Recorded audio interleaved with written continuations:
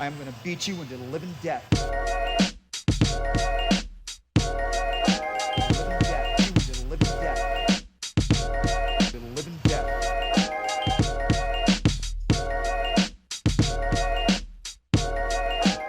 What's up, everybody? Welcome to the Walkout Network. It's your man, Ant Walker, here with the latest edition of the Living Death Show.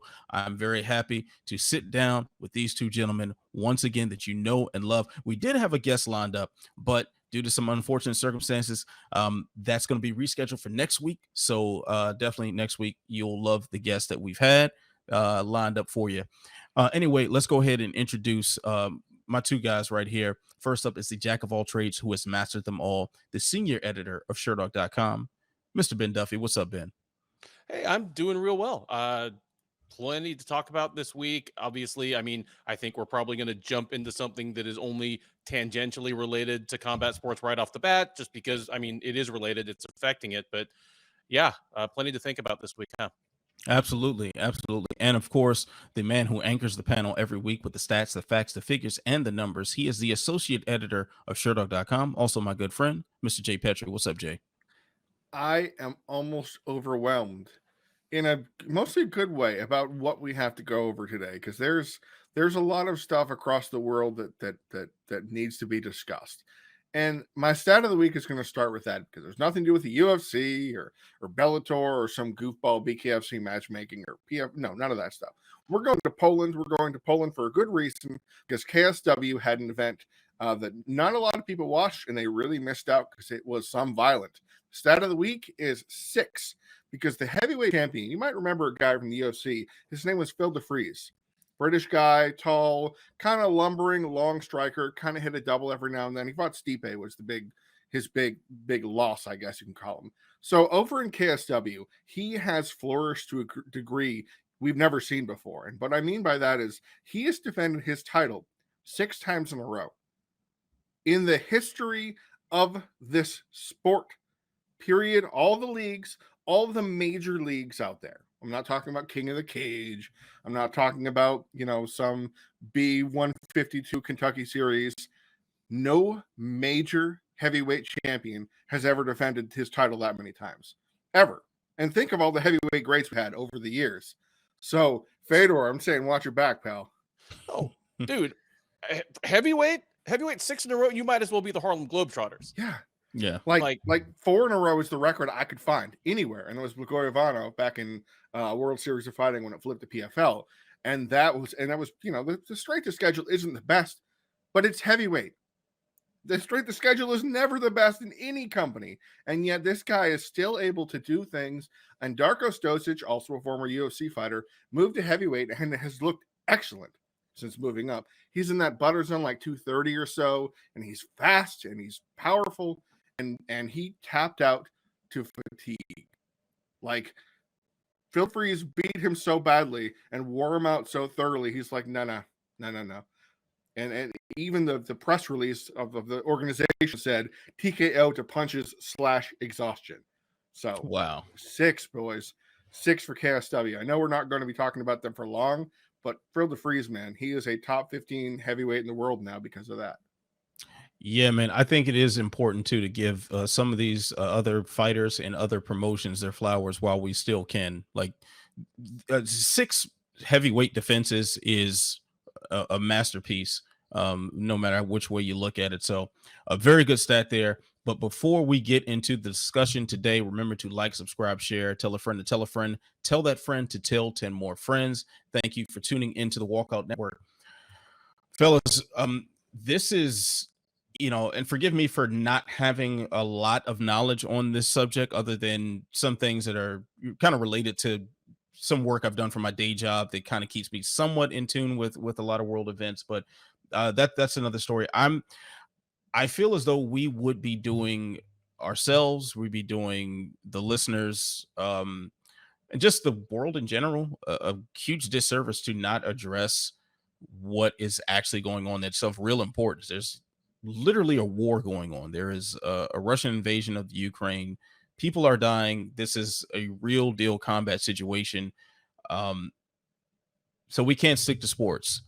However, it does in general kind of relate to our sport. There are a number of Russian fighters, number of fighters from the Ukraine, and we've seen like the Klitschko brothers literally strap up with camouflage and take arms. There are Vasyl fighters, Lomachenko. Lomachenko, Bellator champion Yaroslav Amosov. He's back there right now. exactly. So this is touching the combat world. Now, as far as UFC and Bellator are concerned, I mean, should they be promoting Russian fighters at this time? Well, I don't have any problem with them promoting Russian fighters. Individual citizens are not directly responsible for the actions of their government. I mean, think no further back than last year when Rose Namajunas like really kind of ran into some trouble by just painting Wei Li Zhang with this brush that, you know, she's Chinese, so she's responsible for what her, you know, well, not even her country's regime, but she's responsible for what Russia did to Lithuania. Kind of like that. That, like, Wei Li Zhang does not have to answer for that. And Russian fighters, you know, whether in boxing or mixed martial arts, I don't think they are directly accountable for those things unless they make themselves so by like making ill-advised public statements. But what I would say is the UFC and Bellator should probably not count on Russian fighters. Borders are going to close up. Like, it's not punishment. You know, and there's a pretty lively discussion happening in the Sherdog staff Slack, like as we speak, that I'm looking at out of the corner of my eye. It is not punishing a Russian fighter for a promotion in a European country to say, yeah, we're not going to have you fight this coming week. I mean, we don't know what's going to happen with travel. We don't know what's going to happen with borders. You know, if the U.S. was in an active war with another country, it's entirely possible that, you know what, citizens of that country wouldn't be free at the moment to make their living in the United States. That's just how it's going to be. So I would say UFC and Bellator probably shouldn't count on them. The UFC's upcoming London card, Bellator has one as well, don't they? They just did Dublin. They have Paris coming up. But I'm just saying they should probably count on a lot of the CIS fighters on those not being available. I'm waiting to see if Ukrainian Marina Moroz is going to fight this Saturday. That's a really interesting question. Amosov is headlining the London card against MVP in May.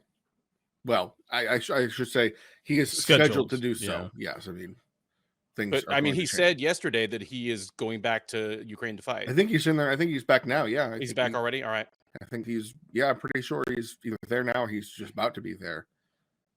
Alexander Volkov, UFC heavyweight contender and upcoming title challenger, was one of the multiple fighters who was concerned because of a UK Parliament member who is has control of visas. I think it's Preeti Patel is canceling visas for Russians out of just a blanket cancellation. Just we don't want to have Russian visitors entrants coming in here. Anybody who isn't part of the team or anything like that is complicit is the explanation given by the person, and the expectation is that Volkov, Timur Valiev will be fighting on the card. Shamil Abdurakhimov. There's one more. Sergey Pavlovich. Probably will not have their visas upped.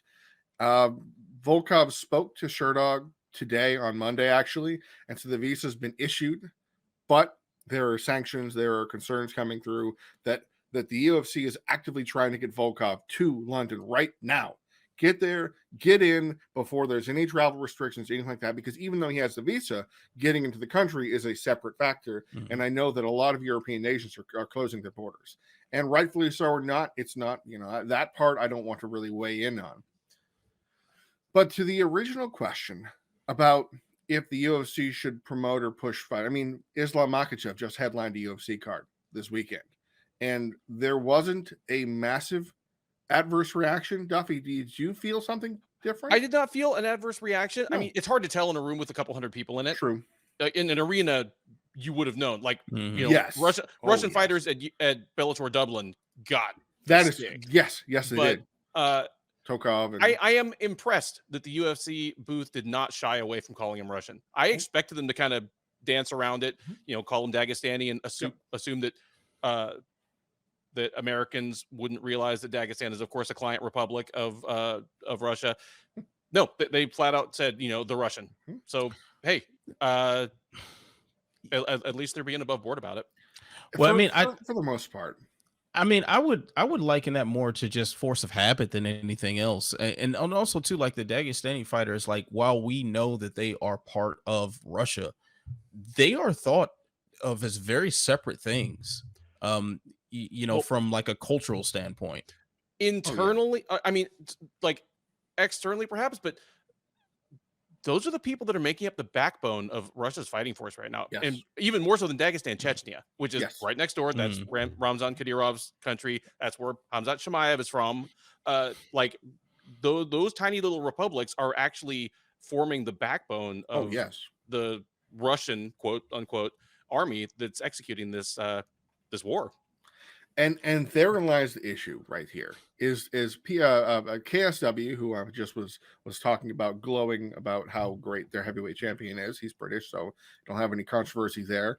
KSW just about, I don't know, about an hour ago, they were having an event in Radom, I believe, in March, and they have canceled Shamil Musayev's fight. Canceled. He's from Russia.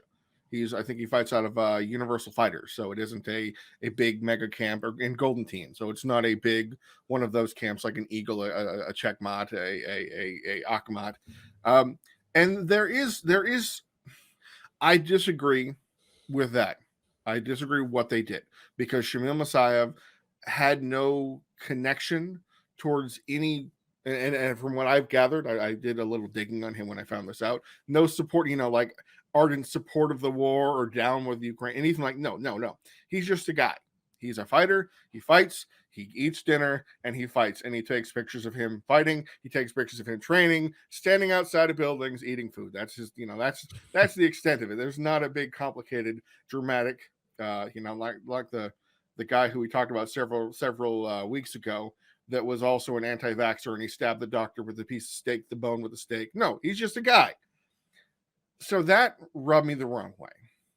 But on the other hand, I can see certain fighters in certain organizations from Russia not going forward. Like I'll paint one, ACA. It's the biggest Russian organization right now. Well, it's run by Kadyrov, the Chechenian warlord, who we know human rights abuses and all these terrible things. He's under sanction from the U.S. government right now. Currently, I wrote several big articles about this on Sherdog, and he also amassed forces and sent them to Ukraine. And there were multiple. The reports are that his number 2 got killed in action, and there's a whole bunch of trauma. Well, in addition to ACA, he also runs a camp called Akhmat, which I mentioned before. A lot of fighters, a lot of major fighters that you've heard of. I don't want to call anybody out individually, but you can look and you can see the crew, the list of it is huge. I understand why our organization want to ban those fighters because they're being directly funded by a person who is spearheading a war effort. And in some cases, cross over to working for him personally. Like Magomed Biblatov was one of the strongmen. Oh, yes. And he was in the UFC. Yeah. Yes. Oh, yes. There's multiple examples of that. Who was the assassin that died of liver cancer in Not Suloev. It was Suloev. Yeah, Amar Suloev. Sorry. Yeah, Amar Suloev. Thank you. Working directly as enforcers, as fighter bodyguards, as what have you. There is a segment that I can understand excluding them from competition, but on the whole, it feels ultra reactionary to a degree that makes you go, I think we're jumping the gun here, to use a bad expression. And I feel uncomfortable to a degree. I understand the blank. Here's the issue, and I want you to talk about this, Ann, because I feel like you probably have a good take on this, about it being blanket actions, just Russia bad. This is a situation. Here it is. Here is the enemy, and here's how we're resolving it. And I'm struggling with that concept. Yeah, that I don't like the blanket, every Russian fighter just doesn't need to be on a card, but it does have to come down to a logistical matter at the very least. Mhm. Um and also, like, I would be very surprised if the UFC just as a blanket, even if it was just for PR sake, just didn't, book any Russian fighters if they could get them into the country and, and get them into the cage. Keep in mind, we are not 2 years away from them desperately keeping the show going during a global pandemic at a time when no one really knew what was going on and people were scared and didn't know what to do with themselves, and and the world is living in quarantine. The UFC was still trying to operate, and they were trying to skirt regulation in order to make that happen. So I don't see how this would be any different if the logistics work out. um you know what?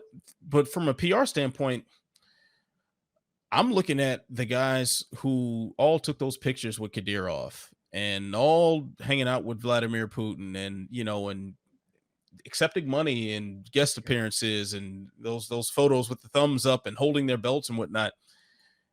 This is exactly why those photos were raising eyebrows. Yes.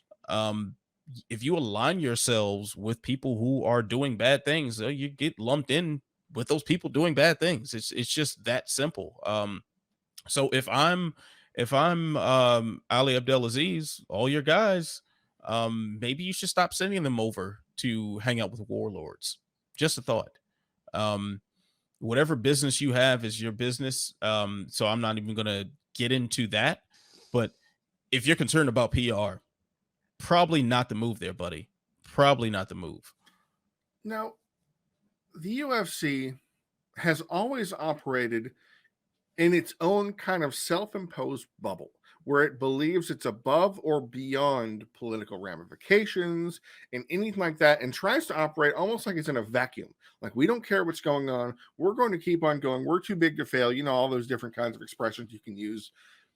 And I feel like sometimes it works, like keeping itself going to the pandemic. We, the three of us, railed about how unsafe and dangerous that was, and to a degree, not entirely. Obviously, there were a lot of issues that came forth, but on the whole, I think they succeeded in keeping things going when we were not going to have MMA. I think there are times that the UFC needs to address the world as a whole and not just have Dana White talk about it's free speech. He can say whatever he wants. It's no big deal, whatever. Like, the next two of the next three events are headlined by Russians. Magomed Ankalaev is headlining the card after 272. And then who's after that? Alexander Volkov. I think there are two Russians fighting on this card this coming week. Isn't Said Nurmagomedov going to fight? And I think, there was one more. It's not Azamat. It's Tagir Ulanbekov. So to just operate just laissez-faire, whatever, let it go. It's going to guide itself. It'll work itself out. I feel like isn't the best strategy for some sort of international incident like this. Do you guys disagree? Should the UFC say something?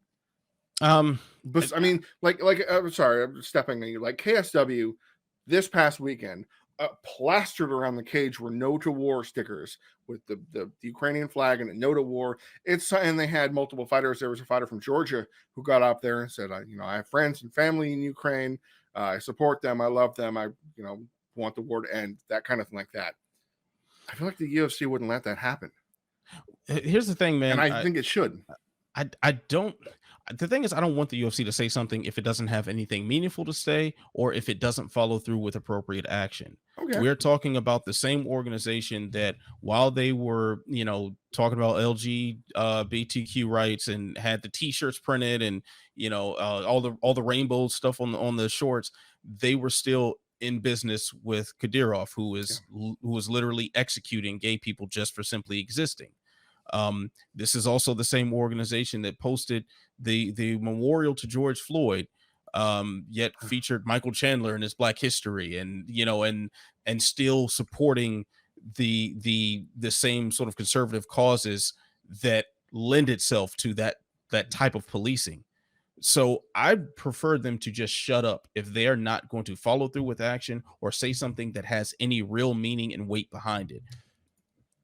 I agree. And also, the UFC regardless of where it's headquartered, is a global company in terms of its reach and scope. Oh yes. KSW is expressly of and belonging to a country that had Russian tanks like in its streets and town squares within living memory. Very good point. I think what I am very, very interested in is something you mentioned, Duffy. Marina Moroz is fighting. She's from Ukraine. She's fighting Maria Agapova, who is now nicknamed herself. Agapova has nicknamed herself to, oh, I have it. Let me pull it up. It's really funny. It's very dramatic and nonsensical. Demon Slayer. Yep, Demon Slayer Agapova. Yes, gentlemen. I'm not making that up. That sounds like one of those RPG games that you can get on your phone. That just came out, and people are going crazy. No, that's Elden Ring. To see how, okay, there's a lot of turning. There's a lot of gears that are moving here. So she's going to have to walk out to the cage with the flag on the corner of the screen, and this is the moment that the UFC staff members will decide to cut to commercial or two actually have to say something on the broadcast that we hear. So that's interesting to hear. If she beats Maria Agapova, does she receive a post-fight interview? And there's a lot of things that make you wonder, because until then, the next Ukrainian fighter that I'm aware of is on the London card, and it's Nikita Krylov, and he's fighting Paul Craig. So that's that's going to be a toughie. In between, Brian Kelleher is going to walk out with a Ukrainian flag. Are they right? Yeah. I think they're going to let him do that, because then they say you could only have like a sovereign nation flag if that was you had some like tie to the country. Yet, like, how many American fighters get to walk out with like Mexican flags? Oh yeah, yeah, or Jamaican flags. But they're like their parents are from there. Oh sure, I don't know if Brian Kelleher is his family Ukrainian. I don't know. No idea. Yeah, see because like Aljamain Sterling, I think his parents are directly first generation. Oh yeah, immigrants to the U.S. from Jamaica. Yeah, so I think a situation like that's different. Who was it this weekend? It's blanking me already. Who was it this weekend in a post-fight interview? Thanked the UFC for allowing him to fly the Kosovo flag in his last fight. Was it Arman Tsarukyan? Was it? I remember he teared up in his post-fight interview. It was a really important one. It was a male fighter that won, and thanked the UFC for allowing him to fly the Kosovo flag for his family, his grandparents, something like that. I have to think. Would the UFC lose anything by letting the Ukrainian flag fly? No, not certainly not by a Ukrainian. Of course not. But other than like Russian viewers, Russian investors, Russian.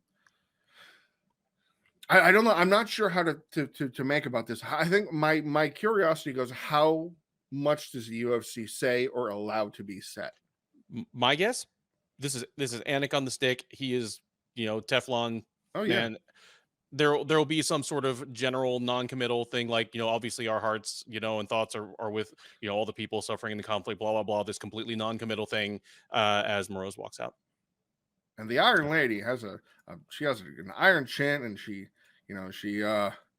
hasn't fought in 2 years. More of a submission artist that Yeah, that sounds more like what we're probably going to get. And then also too, I think as far as trying to cater to the Russian audience right now, I don't really think that is going to be in the UFC's thoughts, but so much because literally the entire sports and business world is falling down upon Russia as we speak. Yeah.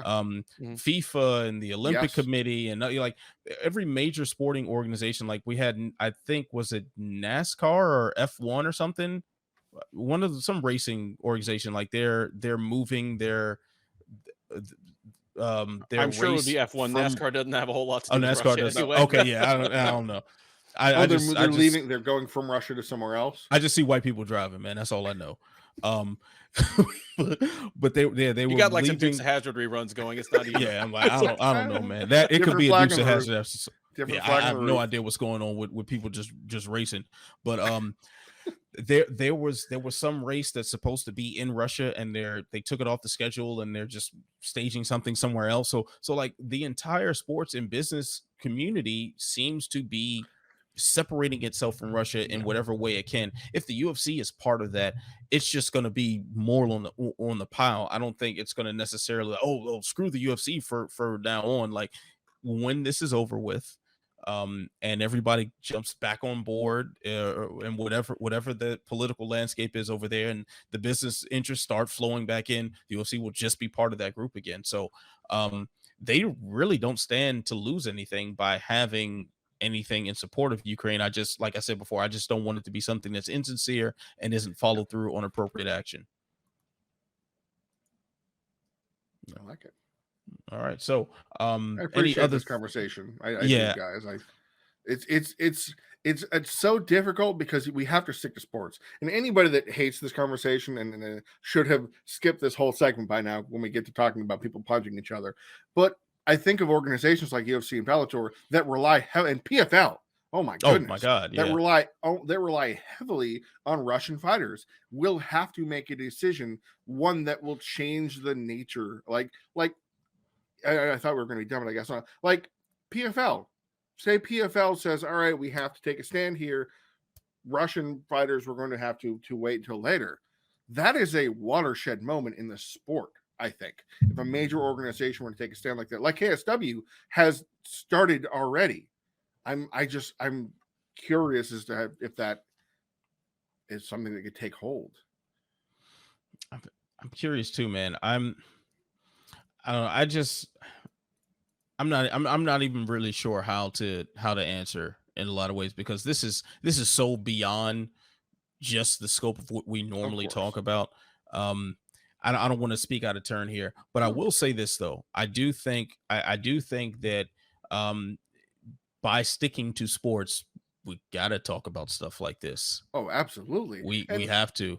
The sports don't exist in the vacuum that the UFC wants. Simple as that. And man, I wouldn't be surprised if the UFC, and even we're just talking about a logistical standpoint, which I think is the most relevant conversation, at least as far as the UFC is concerned, since they have shied away from, any real attempts at PR and whatnot in during the COVID era, which actually still going on. I wouldn't be surprised if they're just like that. When the pandemic first started, that email that went out to all the managers about, any talent that was available and have them ready, and, and make sure they're ready to fly out and witness. I wouldn't be surprised if emails like that were going out right now to MMA managers about your Russian fighters and getting them over to the United States or to London or to any sort of friendly nation, and having them ready if they chose to not stay behind and fight or stay with their families or whatever the case may be. Don't be shocked at all if we get word of a leak of some email where it says, hey, your Russian and Ukrainian fighters, get them to this location by this date, and they could have, I guess, in essence would be their version of Fight Island, because their Fight Island would be the Apex Center or whatever the case may be. So that's probably coming pretty soon. I think, especially as starved for talent as they are to keep up with this ridiculous schedule. And even if the logistics are, the U.S. doesn't enact the same kind of ban that European nations might of travel and visa restrictions, the issue of fighter pay, and I don't mean in terms of being underpaid, I mean the fighters actually being paid for their work, in itself is in question with the sanctions delivered internationally. Even Switzerland, holy smokes, guys, even Switzerland joined in on sanctions against Russia, which Switzerland known for neutrality basically since inception, that you can't do business with somebody from that country. You can't pay them. They can't pay you. You can't have a financial transaction. You can't deposit money into their banks. So just even the logistics of paying the fighter for their work is a question.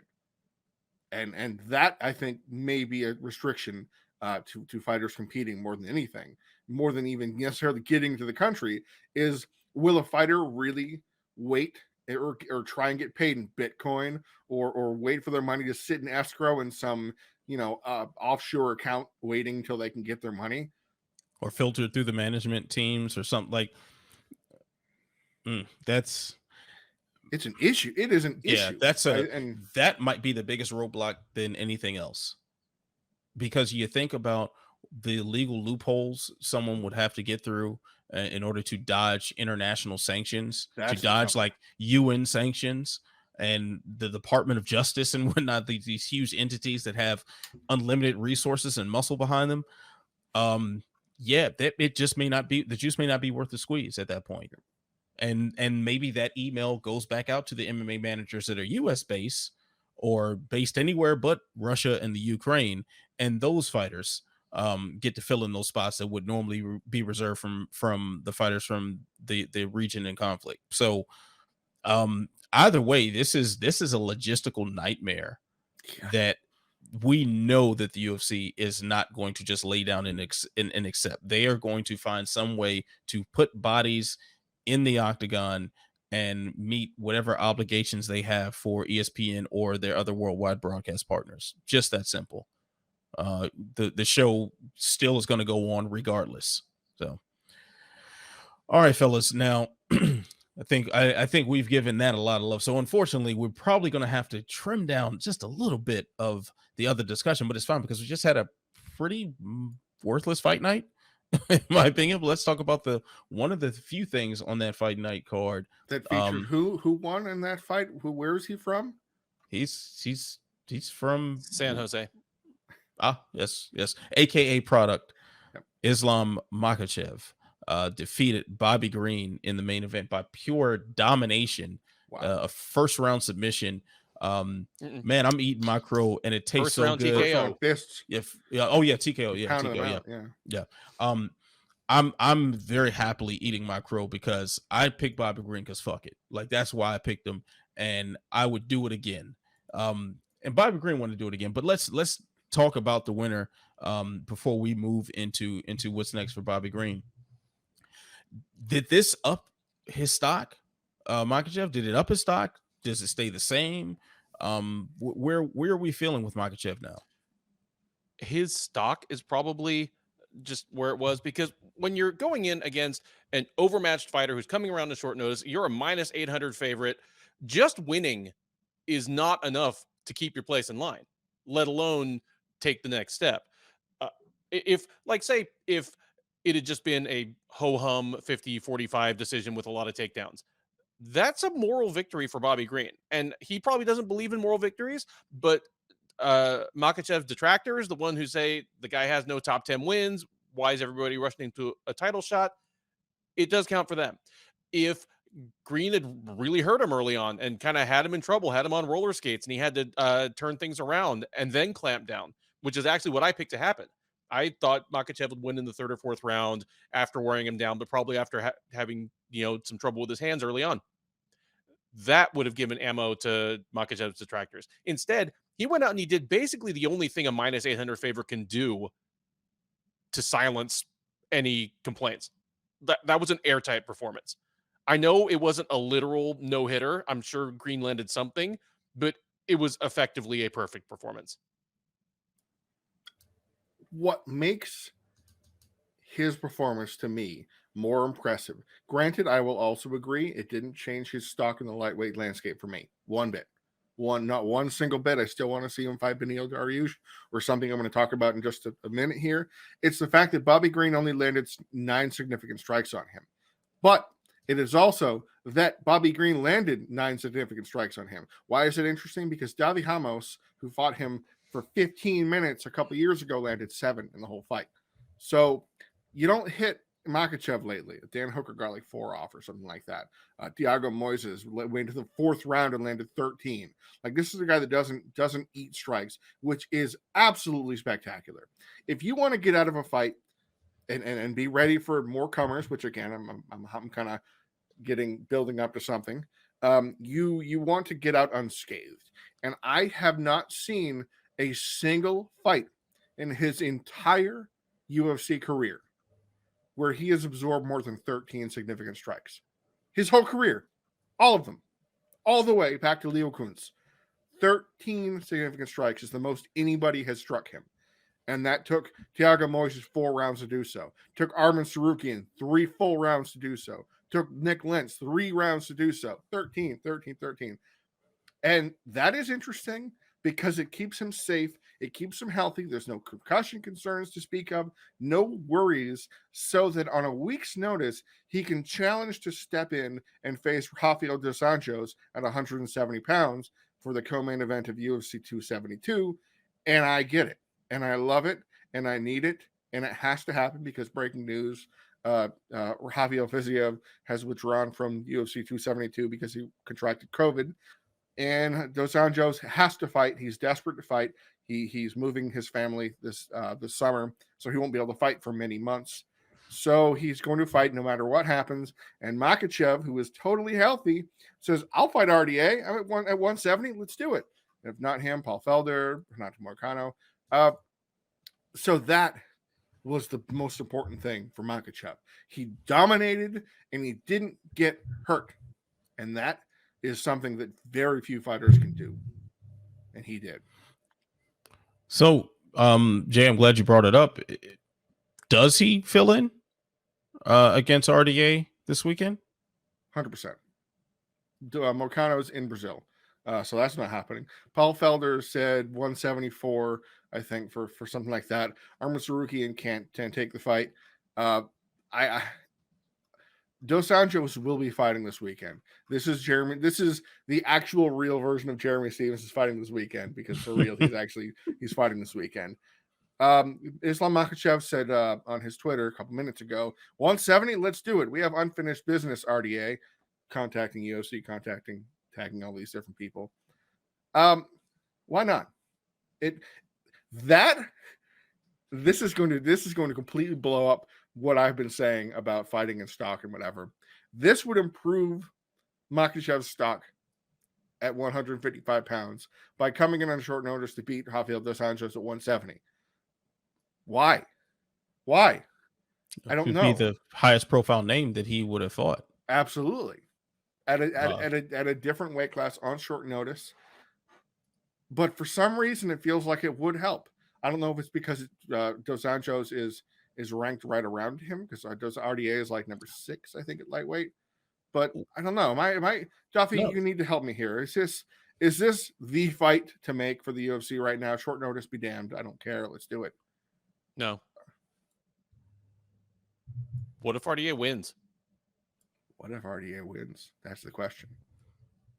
Like, what if RDA wins? And it's certainly more likely that he will win, considering, I mean, anytime you throw more chaos into the equation, an upset becomes more likely. It favors the underdog fighter.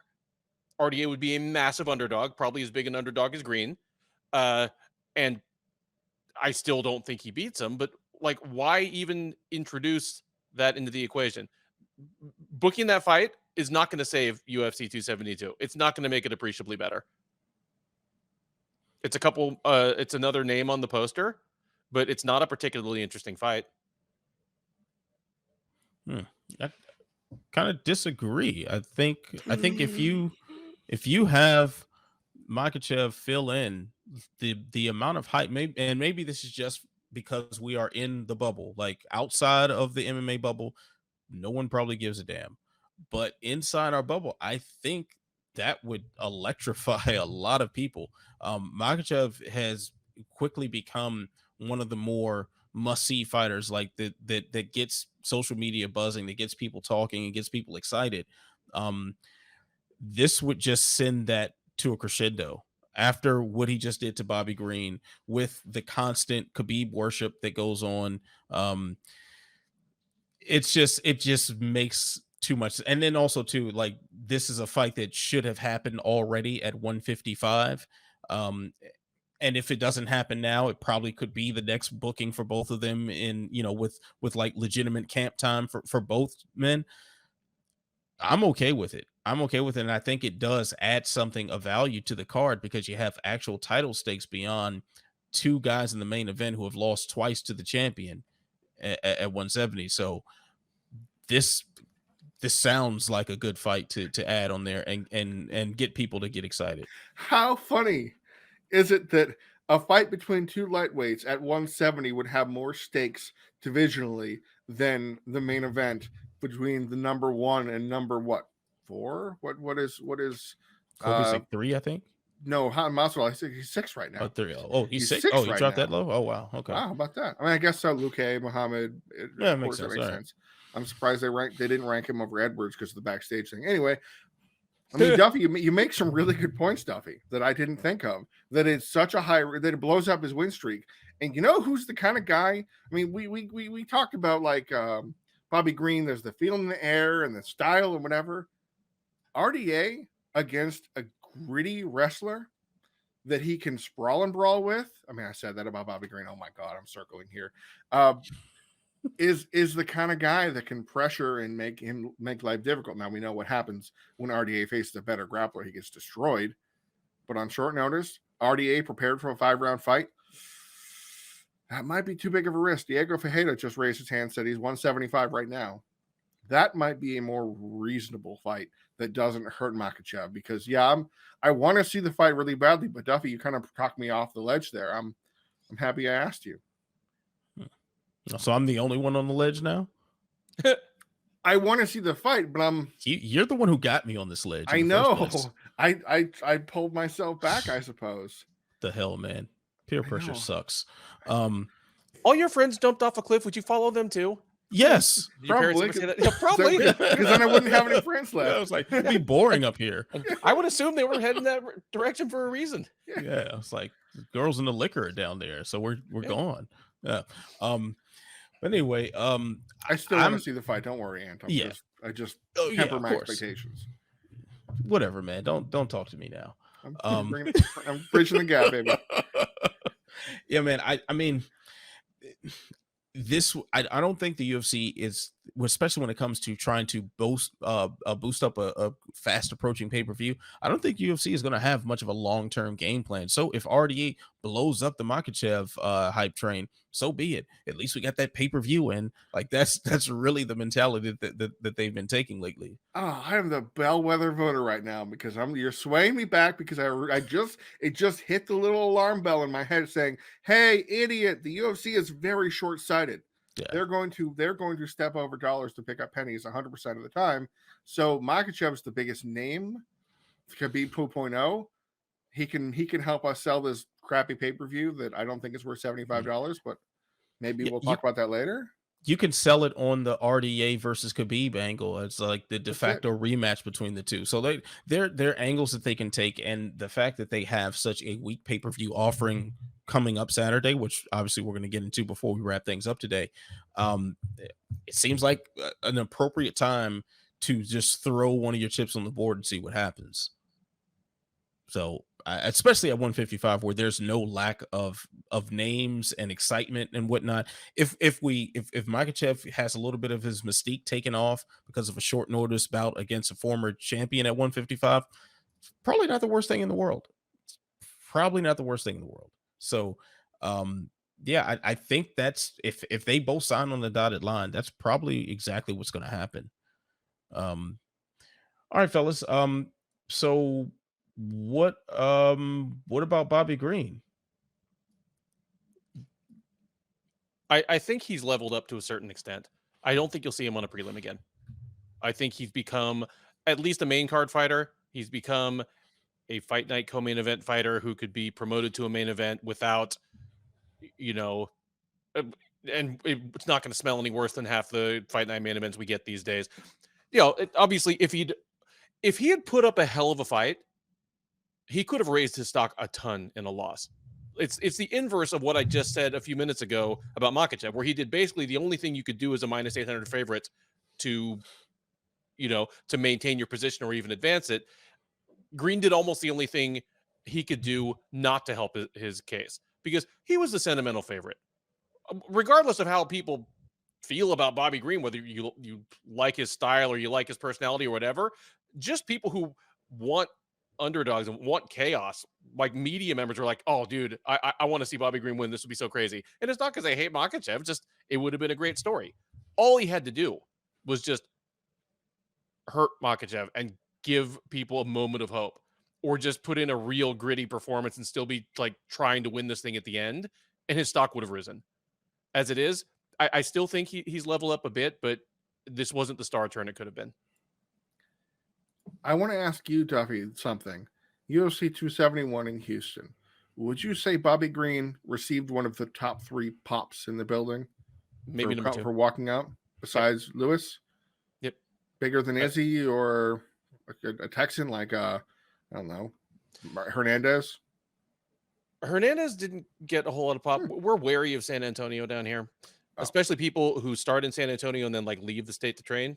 Oh, yeah, that makes sense. He's kind of a brain drain. Lewis, it was obvious, but with Izzy and Whitaker, there was some. It was coming both ways. With Green, it just blew up. Like, and everyone was commenting on it throughout the week. Like Dana said it. Dana's like, you would think this guy was Texan. Green is like, I feel like I'm from Texas every time I come here.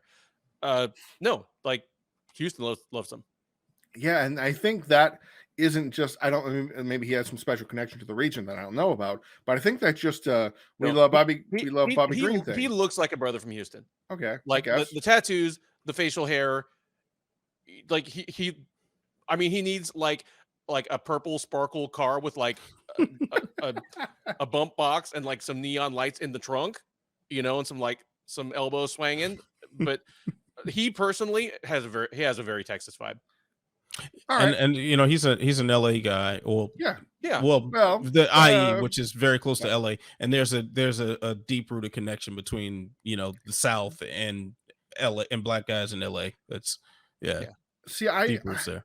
I think so, but I think it also is it's not just that Houston thing. I think it's that Bobby Green has kind of, we talked about it. We talked about last week, kind of building up that Masvidal-esque flair of he's been around forever, underappreciated, got some great skills, and he's finally starting to catch fire and build up. That said, I don't want to see him against a top 15 guy next. I don't want to see, he doesn't, this is interesting. Bobby Green does not want to headline a UFC card. His words, and I'm so happy he said it. He says, I just want to get out there early and go and party. Like, well done, sir. Like, I don't want to, I have to wait so long to fight in the main event. I want to be done with my night. And that I can hear him sticking to that more than Derek Lewis saying he doesn't want a headliner anymore. I don't want to see Bobby Green against a ranked guy. I want to see him against a dangerous mid-tier guy that can kind of challenge him, but I don't know who that would be. Like, I don't want to see him against the Jim Millers of the world. That's too low of a drop. But I don't want to see him against Brad Riddell. I think like that's he got beaten so badly by the ranked guy he faced. I don't know, like Diego Ferreira level guy, like just out of the top 15. I can't quite place Bobby Green at the lightweight rankings, and I'm trying to figure out where he belongs. But after that performance that was so clear cut, I know what would happen if he fought Gregor Gillespie. I know what would happen if he fought Arman Tsarukyan. I know what it would happen if he fought multiple guys in this division ranked the way they are. He would get blanketed, tossed around, and destroyed. But he still has some potential. He still has some pop, a lot of pop. So I don't know who his next opponent is that makes sense. Do you have a name that comes to mind, like Alex Hernandez? I don't know. I'm struggling here. That doesn't sound like a bad idea. I think he'd clown Alex Hernandez. Yeah, maybe. Hernandez isn't going to try to take him down. He's going to try to swing with him, and Green is going to make him look amateurish on the feet. And they're both about that top 25 level. Like Hernandez used to be ranked, but then he's coming off of dominant wins over Alai Quinta and Nasrat Haqparast. So you can't take a step back from that. And those guys are both kind of 15 to 20 type guys. Yeah. I think it's going to be a matter of what the other fighters, some of the other top names in the division want, because Bobby Green looks like a fun fight for a lot of people. Mm-hmm. I can envision a Bobby Green versus Nate Diaz fight if Diaz deems him worthy enough for it. I can see McGregor targeting him as a possible bounce back fight. The Diaz fight, man, you got me sold in the Diaz fight. I just picture the showboating, the clowning, the this and the they're cut from the guys same with cloth. Their hands out like this because they both go, you didn't land on me. Yeah. Oh my god, they're cut from the exact same cloth, and they would bang, phrasing, full stop. They would absolutely throw down. They do the dance, but they wouldn't be cautious. It's like Bobby Green has put himself as high enough of a name value to where he's attractive to stars, but Yes. he's still not, you know, the absolute top flight in the division. So it's an attractive fight from, oh, he looks beatable. What a place to be in, man. There aren't Like many for- guys like that. Cerrone was for a Yes. couple Yeah, years. there. exactly. That's Yeah. exactly who. Like, And probably actually, not going to make another run at the top Yep. 10, yeah, but Yeah. the name value guarantee of a good fight. you know, Yeah. the name Cerrone. I mean, as much as I want to see Cerrone retire, Bobby no. Green and Cerrone, Let's do it. and they have a contentious history with one another Yes, they do. that Ooh. could, Those two Could be wouldn't like interesting. each other, would they? yeah. So that would shock me at all if something like that came together. okay with Depending that on what fight. Cerrone does with Lozon. Cerrone beats Joe Lozon. I'm down with that fight, even though there'll be one win in like 8 fights. I'm down with that. Yeah. So, I think he's at least given himself new life in the division, just as a name that we can go to for excitement, as long as he remains consistent. You know. All right. So we are running up a little short on time here, so we're going to skip along to quick hit. So we're going to put 30 seconds on the clock, and I'm going to ask these guys a question, and they will ask me one in return. Where is my clock? There we go. All right, Ben, I'm going to begin with you. Just how good is Arman Tsarukyan? Tsarukyan? I think And, Arman Tsarukyan. There we go. Arman Tsarukyan on talent, I think, is a top 5 guy. I'm not saying he should be in the top 5 right now. Like, he doesn't have the resume yet for it, but his loss to Makhachev has aged incredibly well, as both of those guys have continued to win and win and win. And he's given him a harder time than anyone else in Makhachev's 10-fight win streak. I think they're going to fight again within the next 2 years, probably for a title. Tsarukyan is unbelievable. All right, good one there. All right, Jay, I'm gonna ask you next here. How do you feel about Sinead Kavanagh getting another crack at Cris Cyborg when Cyborg knocked her out in November? Where's the paper? Here's the paper. So if he knew it was coming, he probably saw me fiddle with it. Yes, I think someone mentioned this. I think it might have been Nolan King. I'm not exactly sure. I can't credit who it was. This is the Mount Rushmore of bad Bellator matchmaking. To throw Sinead Kavanagh, who was being carried out of the cage after barely getting by Leah McCourt, after getting knocked out by Cyborg in November, to fight her again this year? No. No. Why? Do you hate Sinead Kavanagh? I disagree, if I may, really quick. Please. The thing that belongs on the Mount Rushmore of bad Bellator matchmaking was booking Kavanagh and McCourt in the first place. Why did you do it? Yeah. You're guaranteeing that one of your locals is going to lose. Yep. And you run the risk that your best option is to send Kavanagh back through the meat grinder. Like, they managed to kill McCourt as a contender, at least for now. Big time. And they managed to make sure that, like, a local Irish fighter lost in their co-main event. Like, why would you do that? Like, that's fumbling the ball so badly. All you had to do is have each of them fight someone else that sucks. Oh, sure. Yeah. and then McCourt would have a 6-fight win streak, but now you have her beaten by a woman that just got wrecked by Cyborg. I don't understand any of it. I mean, I know the division's sparse. I know Kat Zingano allegedly claimed she didn't want to fight and wanted to fight Pam Sorensen instead. What are we doing here? Why bring in Megan Anderson? Anyway, and I'm going to ask you a question if you don't mind. Absolutely. It's a 30-second question.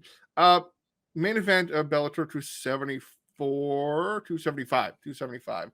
Gegard Mousasi absolutely ran through Paige Van Zandt's husband, which is what they billed him as. Austin Vanderford, 11-0, absolutely wrecked him. 90 seconds, knocked him down, knocked him out. And a lot of people are saying best middleweight, overrated, whatever. Is the UFC going to come and come calling for Mousasi to bring him back again because of how great he's looked lately? I don't know of what his contract situation looks like, but Mousasi he has 5 fights left. 5. No, the 5 fights. There's too many fights. Like, and then they're going to try to buy him out of his contract. I mean, granted, he can get if he keeps getting fights like Vanderford. Yeah, he can knock those title defenses out within the next month, and the UFC can come calling. But that's no. I have a feeling that his window would have closed by the time his contract is over. And he is making noises about not even fighting out those 5 fights. Yeah, and Mousasi has been a guy who ever since we've first seen him, however many years ago, has been kind of disinterested sometimes. So the idea that he can maintain his interest for 5 more fights and then have another stint in the UFC just doesn't sound too realistic to me. He owes me a lollipop. Oh, he does? Watch the MMA Hour. You'll see why. Okay. All right. I'll have to. I don't know if I ever put out the interview I did with him that ended up just being hilarious and going completely off the rails. But if not, I think I have it on a portable hard drive. I have to send it to you guys privately. But that's another story. But anyway, yeah, it was a funny one. All right, fellas. So it's time to move on to the best title segment in all of media history. I'm not surprised, Mr. Falcons. This is where we share something that surprised us or ironically did not over the course of the past week. All right, gentlemen. So let's keep things a little quicker than normal, simply because we do want to get into some 272 talk before we wrap things up. Jay, I'm going to start with you. What's your I'm not surprised, Mr. Falcons moment this week? You're starting with me. I'm sorry, guys. I'm going to go long. What are you going to do? Fight me in real life. Anyway, no, so you're too big. Pause. Yeah. So so PFL has its Challenger Series, which is Strikeforce Challengers, Dana White Contender Series. Same kind of thing, running every Friday. And it was supposed to be advertised for free. A Fubo Sports Network. No. Only the first event was free. Every subsequent event will be on a $65 a month minimum subscription to Fubo TV, which is something I had never heard of. So now these fights that I didn't really care much about, and Jeremy Piven's team kind of hit me up afterwards because I said something about it. But anyway, and I get it. I love you, Jeremy Piven. It's not you. It's just the whole dynamic. Is put PFL series, a series we didn't really care about, behind a paywall. So I said last week, I'm not going to watch the product. I didn't tune in. I didn't look at it like a borrowed broadcast. I'm not paying $65 a month. But one thing happened that I would have really very much liked to discuss with our guest, but our guest was unable to attend, in that the co-main event, I guess if you want to call it that, resulted in something I had never seen before, ever. In my covering the sport, I had never seen what resulted. Delano Taylor was just busting up Mark Martin, hitting him, beating him, punching him, all the things that you do in a fight. And the first round ends. Mark Martin goes over to his corner, blows his nose. His eye pops out. Not all the way, not like or something like that, but it bulges out, dislocates it, or whatever you want to call the actual injury itself, came out of its socket. And luckily his eyelid was able to hold it together. Broken orbital. It looked like, I mean, I made a joke, and I don't want to make a joke again because it was really gruesome, but it was a gruesome injury where I had to rule a TKO eye injury for the time being. And I had never, ever seen that. I thought I ran out of things when I go, okay, I've seen that. Like last year when Khatag Pliev ripped his finger off, when it go boop and went all the way back into his glove, I'm like, oh, okay, I probably reached my, all right, I've seen it all. I'd never seen a guy's eyeball knocked almost out of his skull. And I'm not surprised, Mr. Falcons, that I can still get surprised, Mr. Falcons. Good Lord. That is simply awful. He didn't need surgery. He wasn't able to fly, obviously, because of pressure and horrible things you can imagine. So he had a road trip home, and he's recovering. I guess they were able to reset it, for lack of better words. So I think he's going to make a recovery without any major horrible damage. But if you haven't seen it, don't go look at it. He looks like Sloth from the Goonies. It's like one eye is like an inch lower than the other one. It looks like a bad makeup job on a horror movie when they're supposed to be a slasher movie, but no, that's real. Well, the good news is when he goes to see Batman this weekend, like it'll be like 3D because he's looking at 2 different angles. So that's pretty cool. All right, Ben, what's your I'm not surprised, Mr. Falcons moment this week? Well, just real quick, I don't know whether I was surprised or not, but I am happy to see that Bellator is teasing the return of the man who fights in what looks like Fight Gear by Fredericks of Hollywood, the Western Hemisphere's greatest strategic stockpile of ugly sunglasses, the uncrowned king of the 175-pound division. It is Dillon Danis getting ready to fight for the first time since, I believe, 2019. No word yet on whether he's going to fight in a real weight class or he's just going to keep extending his record for the most fights in a major promotion without fighting in a real weight class. But yeah, I guess I am a little bit surprised. I figured that he was just going to keep kind of trolling celebrity boxers and try to get another payday that way. But if he actually shows up in a Bellator Cage fight again, I'll be watching. Hell, I'll probably ask to interview him again. Interesting. All right. Well, I'm not surprised. Mr. Falcon's moment was originally going to be about former light heavyweight champion John Jones and his latest social media escapades. However, I just came across some news that just broke. Looks like Khamzat Chimaev versus Gilbert Burns is now official for UFC 273. So our thoughts about whether fighters from certain regions are going to keep getting booked, well, there's your answer. And this is a booking that we anticipated. This was talked about for quite some time, but now it is official. I'm not surprised to see that Khamzat Chimaev will be back in action and Gilbert Burns wants to derail the hype train. So fun fight right there. I will be very surprised if that fight stays together. I don't want to rain on the parade, but I'll be very impressed. Yeah, it's just that they just announced it, so I'd imagine that they have some sort of contingency in place to make sure it happens. I'd be very surprised if they just put this together, signed on the dotted line, and said, "Hey, I don't know if this actually going to happen like that quick." I mean, I know he's not vaccinated. I know that the U.S. still has a vaccine requirement to enter the country, and he's not in the country right now. So I'm not poo-pooing. I'm just logistically and whatever. I'm very curious to see if that comes together. But if it comes together, Gilbert Burns is going to win by knockout. Anyway, carry on. And this could, maybe this is a case of a fight booking being prematurely reported to put pressure on one of the parties to sign. So excellent point. That's something that we always need to consider until the two men step on the scale to weigh in. So and even then, you could be Izzy at the press conference saying you just signed your contract 3 days before. Ooh, God, what a look that was.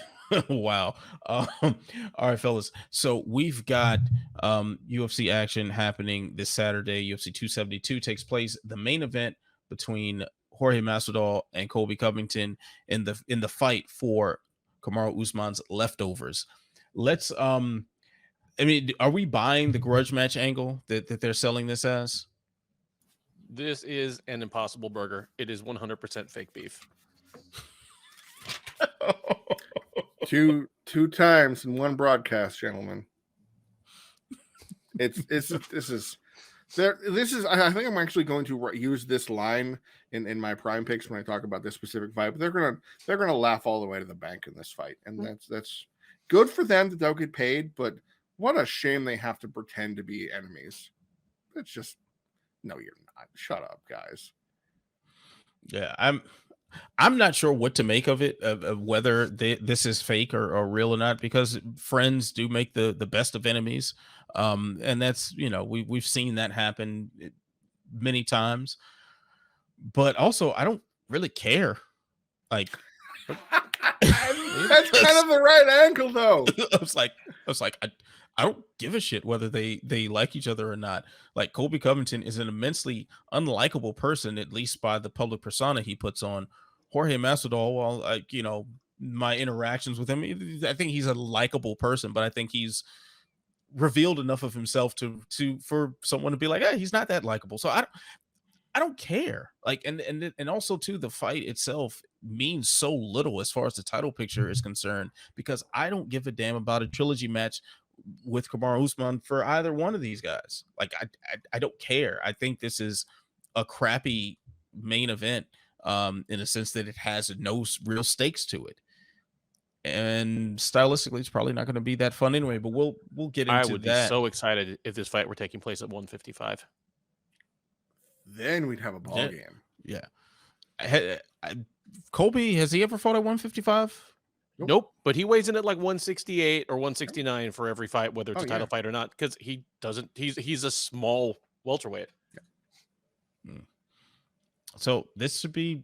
I mean, whatever. I just don't care. Like, this should have been a tough season with these two. Maybe that would make tough remotely interesting. Maybe it would create the character flip, which I thought would happen. I I thought Colby's real personality would probably come out of it. People would like him, and Jorge would be revealed to be some street brute that probably is kind of a jackass. So that I bet Covington Covington would have made a great tough coach. I bet he would actually care for him. Like, I'm sure he'd been fantastic at it. Kind of like as much of a clown as Tito Ortiz always was. Like he was always a better tough coach than Liddell or anyone else they had across from him. Yeah.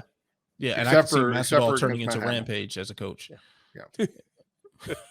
Yeah. So I mean, they missed the boat on this, especially if you're going to make this a pay-per-view main event. You've really dropped the ball on this UFC. It's like they're cramming all the hate and bile from a tough season into like 2-week span of them trash talking each other. Ben, answer me this: is this going to help this card sell the grudge match angle? It's a go-to, but is this going to make it more than it was before? Yeah, it doesn't affect us because we follow this sport and we follow the daily news in between the 5 or 6 tentpole events a year. To the ones who don't, who are just debating whether to order this on name value, who are debating whether to go out to the wings and tits and watch it, that like the beef, it's that little thing that can just push them over the edge. I mean, I will say this: the press conference might be interesting. I might actually watch the press conference. Oh no, it's going to be rehearsed sound bites. Oh gosh. But like rehearsed sound bites with Masvidal shooting it all down in very straightforward, profane fashion. That might be a good time. Maybe.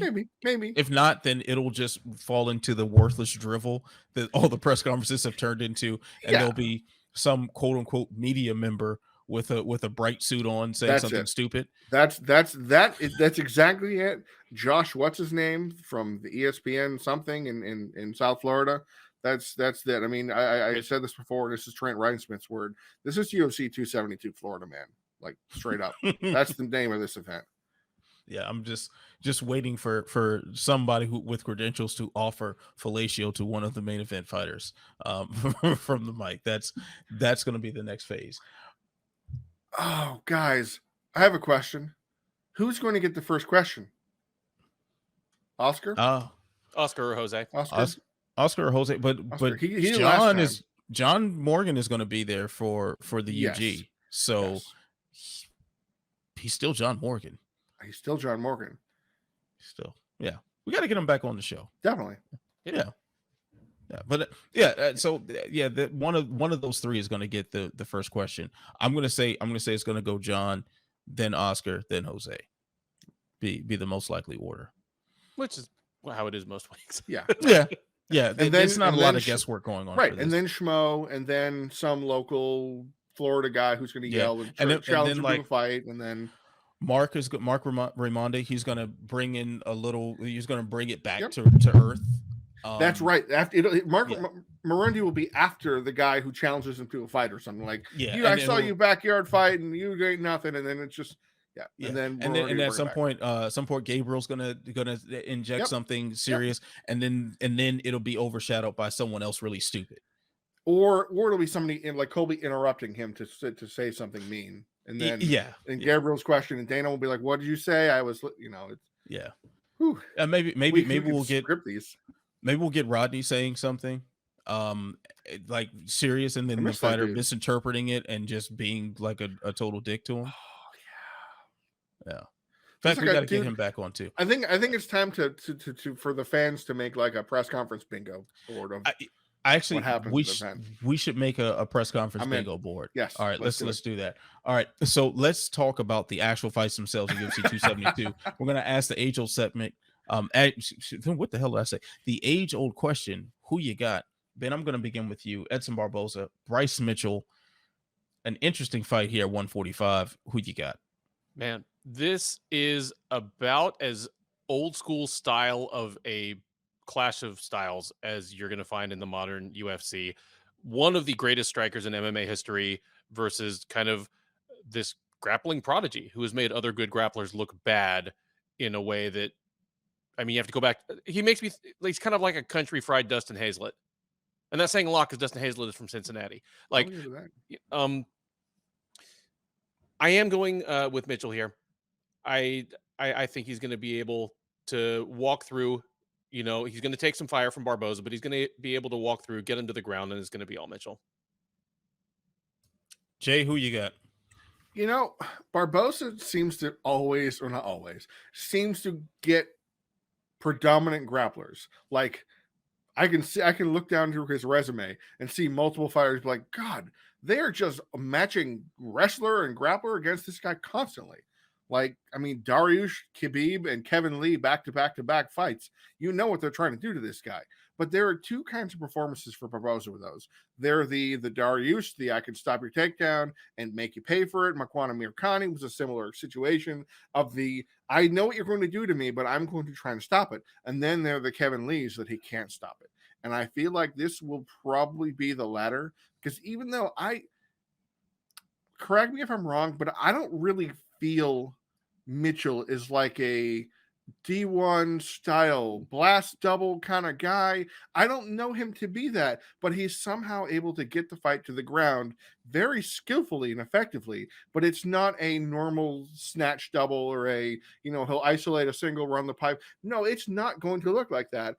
And that will make life horrible for Barboza. So I'm going to go with that. I don't know if Mitchell's going to be the first fighter to submit him since Tony Ferguson hit that Darce choke on him. I mean, we know that was because he got hurt. Like also when Cowboy tapped him out where he got hurt. I don't think that Barboza's defensively going to lapse that way because we know Mitchell won't hurt him. So he'll try to go for it.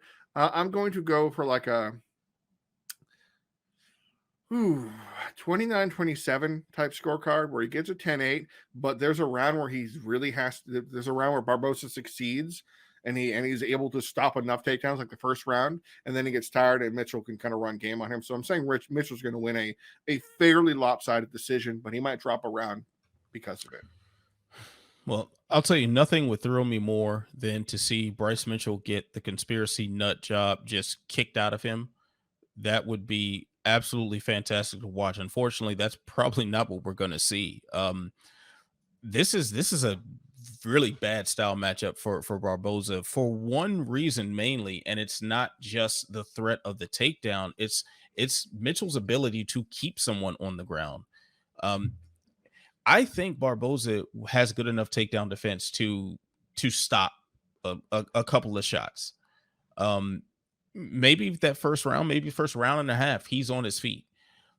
But once it gets to the ground, I don't see him being able to get up. And once that happens, even if he survives that onslaught and sees the next bell, I think the effect of that, how tired he's going to be, how tentative he's going to be, is going to put him back on his back and keep him there. And I do think Mitchell probably gets a submission. I think he will get it. I would love to see Edson Barboza have a ridiculously nice check hook game to interrupt Mitchell's forward pressure, while he doesn't tend to go for like the single and double legs and all that, and the traditional wrestler takedowns. That means that he's going to be coming from different angles, exactly. Which varies. It changes the way you defend those takedowns. I don't think we get that flying knee that Dariush ate. Like, you have to be kind of straight up with your takedown in order to be subject to something like that. I think he's going to come in from the side, and if that check hook doesn't swipe his brains out, he's going to clinch on him, drag him down, and Barboza's not getting up. And that's probably how this fight's going to play, largely on the ground. I think it's going to be a late submission, like mid-third round or something. The only X factor of this fight is nobody hits nearly his, like, we're talking about like a factor of 3 of how hard Barboza hits compared to anybody that Mitchell's ever fought. Like the heaviest hitter before him is Andre Feely, so in terms of a gap of actual, whoa, I've never been hit by something like this before. That, for an undefeated fighter that's never really been touched, that is the X factor. But yeah, and I think the speed too could be, absolutely. Yeah, like, because Barboza is so ungodly fast. The problem is, being so fast and explosive, is you can tire out very quickly, and he needs some level of distance to get his shots off. If Mitchell goes in there just on his serious Duck Dynasty, not giving a fuck, and just runs in there and pressures him, Barboza's not going to be able to get stuff off. It's probably going to be a bad day at the office, but man, I want to see something so different. I want Barboza to shut this man's lights out, and for Mitchell to wake up and talk like he has some damn sense. That would be fantastic. All right, gentlemen.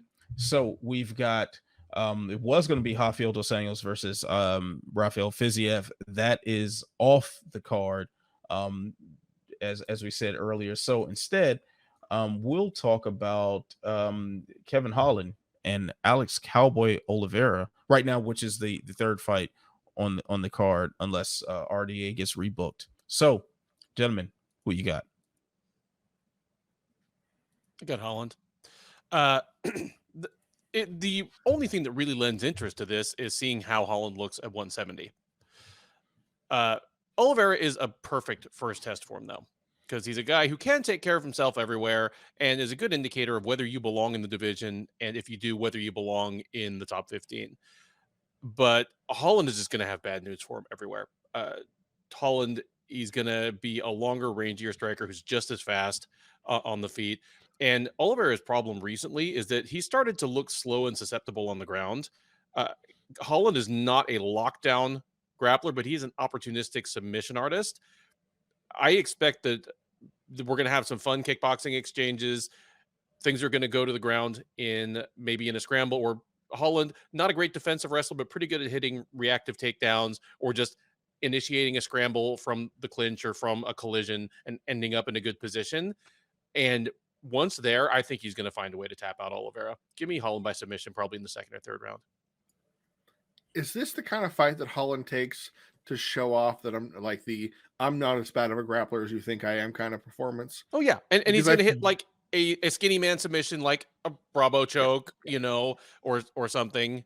And like one that where he's up and Oliveira's down, and so he can be like looking around and talking and mugging, maybe a mounted guillotine type thing. You can picture this already, can't you? Oh, of course. Yeah, definitely.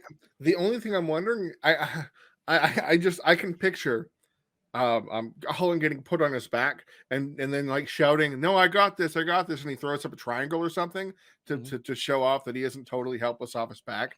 Seriously, you can close your eyes and picture the scenarios of Kevin Holland doing the things. But what I think it does promise is for the first at least 3 minutes, my expectation is just dumb, unskilled, and I don't mean that disrespectfully. I mean that just guns blazing, balls to the wall. I'm going to hit you as hard as I can. You can hit me as hard as you can. I think that Kevin Holland is going to fall into the cowboy brawl style, because he might get stung and then be like, "You didn't get me," or he might hurt Cowboy and then Cowboy would be like, "Oh," and get messed up, and then Holland would point at him, and then Cowboy would bout down his mouthpiece and throw bombs back at him.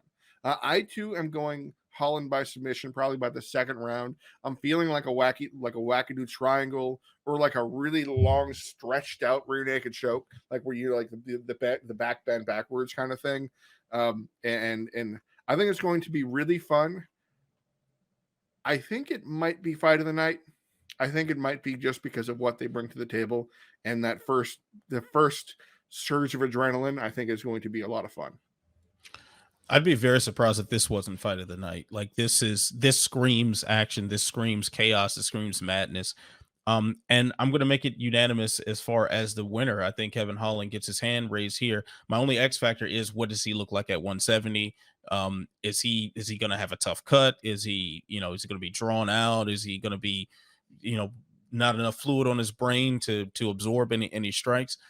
But if he comes in that cage healthy, I think he gets a knockout. I actually don't think it goes to submission. I think the way these two personalities will play into one another, it's going to turn into that who can hit who the hardest contest. And I like Holland's reach. I like his power in general. His power is able to put people out at 185. I think it translates to 170 as well. Oliveira, I think, is going to take a nap in this one. So Holland gets the hand raised and probably gets a bonus check or two for his efforts. And then we have one more body in the welterweight exciting fighter pile. Yes, which is, there's so many of them. My gosh, guys, Think of all the names: the Nico Prices, the Randy Browns, the Alex Moronos. Yeah, and I mean Kevin Holland, if he gets to establish himself as, at least around top 15 in the welterweight division, man, the matchups just sound so much fun. Just so much chaos that he can add to that division that's already wild. So, but speaking of a wild division, so wild in fact that two people who are 0-4 combined against the champion are facing each other in the pay-per-view main event. Masvidal versus Colby Covington. Ben, who you got? I'm leaning Covington, but on the Sherdog preview, which is up now, my co-host Keith made a good point. He's like, there are people who think Covington is going to win, and there are people who think Masvidal is going to win. The people who think Masvidal win have a healthy respect for Covington's chances. The people who think Covington is going to win seem to think that Masvidal has no chance at all, and that's probably not a smart way to look at the fight, because Covington has to take Masvidal down to win this fight. Yes, he's the better wrestler. Yes, he should be able to take him down, but he has to take him down to win this fight. Because if he spends time on the feet, he has a high volume, low power striking style and a relentless pace, but he's just the kind of guy that Masvidal will just eat up on the feet, and Covington will be losing rounds. So yeah, he's favored to win, heavily favored to win, but he has one really realistic route to victory, and it's to take Masvidal down in every round and either do damage, try to tap him out, or just do his damnedest to make sure they don't get stood back up. So I'm going Covington by decision. I expect he's going to, at least in 3 rounds, get a lot of riding time, maybe get some positional advances and some submission attempts. Masvidal is a very underrated grappler. I don't think Covington he can take him down, but I don't think it's just a foregone conclusion that he's going to be able to camp out on top and rest. And I don't think it's a foregone conclusion that he's just going to automatically pass to side control and then to mount and start raining down punches. Masvidal's got a good ground game. So I think this is going to be a pretty close fight. It might actually be more entertaining than some people think it will be, but give me Covington by decision. All right, Jay, who you got?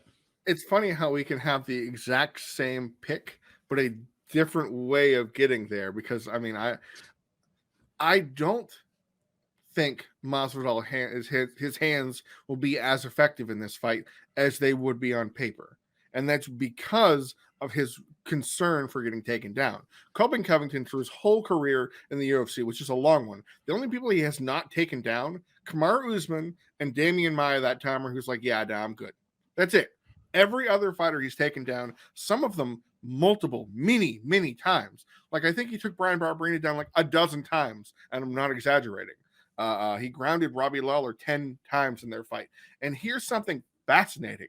Did you guys know that in terms of height and reach, Jorge Masvidal and Robbie Lawler are identical? I wouldn't have thought that. I wouldn't have thought they're both 5'11" with 74-inch reaches. Obviously, they fight longer. One's southpaw, one's orthodox, but I would not have pictured that. And that, for some reason, gives me more confidence that Colby Covington is going to he's going to punch his way into takedowns, and is going to be pretty easy cutting through after about the first round. Because the first round, Jorge Masvidal has a great get-up game for opponents not named Kamaru Usman. He is not the kind of guy who really gets grounded out. He gets grounded out long enough to lose a split decision in some fights, like the Damian Maia fight where he fought and he lost the decision that it was, he was controlled. Masvidal had his back but couldn't tap him out. Ben Henderson took him down multiple times, split decision, close, that kind of same like that. I just see Covington being more active. I see him smothering. I see him making Masvidal yell at him and trying, hey, come on, let's bang it out here. And Covington is just like, why? Why would he do that? I want to win this fight, bro. And will control for, I'm going 49-46 here, because it might be, Covington sometimes gets that itch where he goes, I think I'm going to stand with you for a round. And then you go, well, what are you doing here, buddy? This is the one chance you're giving your opponent to do it. What are you trying to do here? I think it was the last fight, the last round against Robbie Lawler.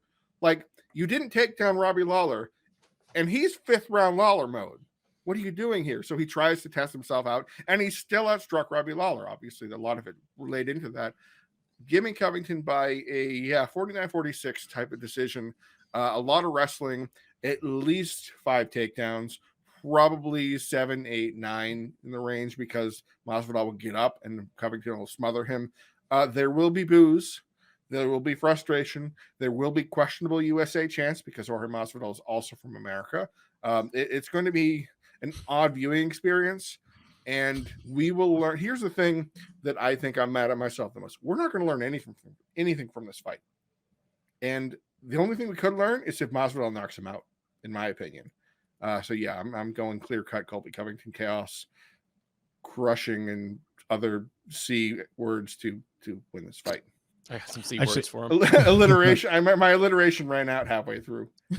I think we'll definitely learn how far $75 will take you. That's the value of $75 is going to be the main thing we learn from this fight.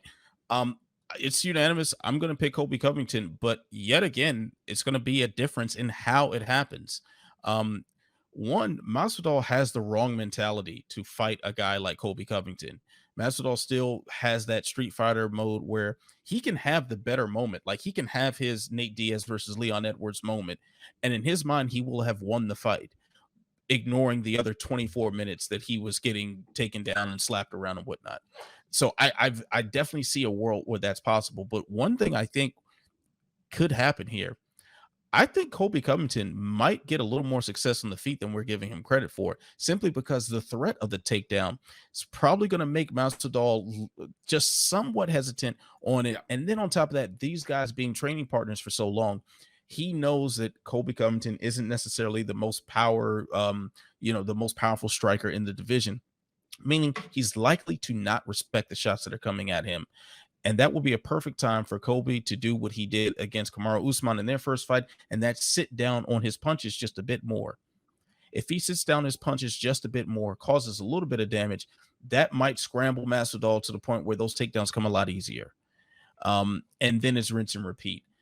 I think Colby has multiple ways to win, just a matter of how he plays it. And Masvidal can easily wind up being once again the victim of his own thought process if it goes to the decision. That being said, I think Jay is right on the money with the 49-46.